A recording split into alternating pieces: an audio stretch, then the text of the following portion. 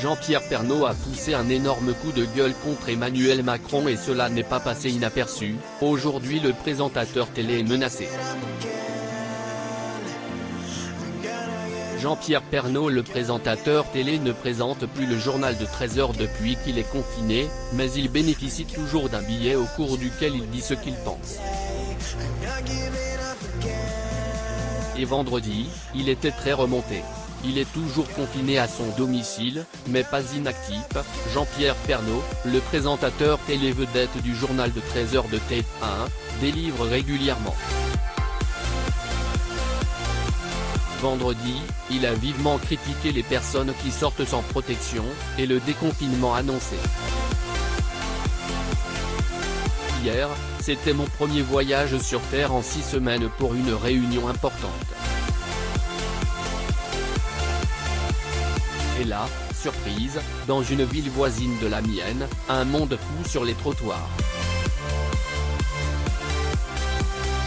Le message du présentateur télé, des adultes, des enfants qui jouent, beaucoup de gens sans masque, sans contrôle, quel contraste avec les reportages que l'on nous montre, les contraventions infligées. Tout cela semble incohérent, comme les masques interdits dans les pharmacies et autorisés chez les buralistes, comme les fleuristes fermés pour le 1er mai, mais les jardineries ouvertes, comme les Après son discours très remarqué au journal télévisé de 13h de TF1 le vendredi 24 avril 2020, Jean-Pierre Pernaut, le présentateur télé, est devenu la nouvelle star des réseaux sociaux. Le présentateur télé a souligné les incohérences dans la gestion de la crise sanitaire liée au coronavirus en France. Pernaut, le présentateur télé, a pris ouvertement position contre le gouvernement lors du journal télévisé de 13h de TF1 le 24 avril 2020, une prise de position franche et sans précédent de la part du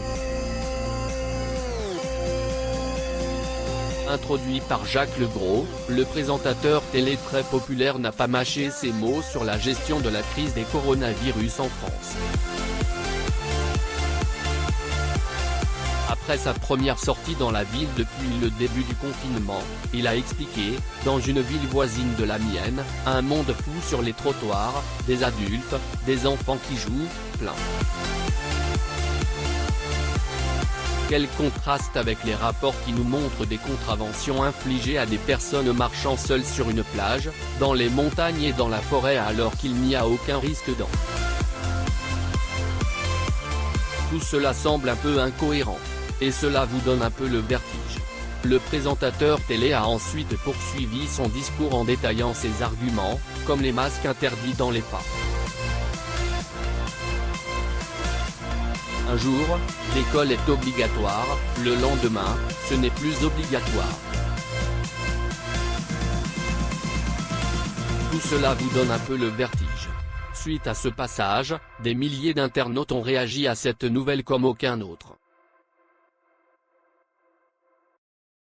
Pour sa part, Nicole Belloubet, ministre de la Justice et gardienne des Sceaux, n'a pas apprécié la position du présentateur télé.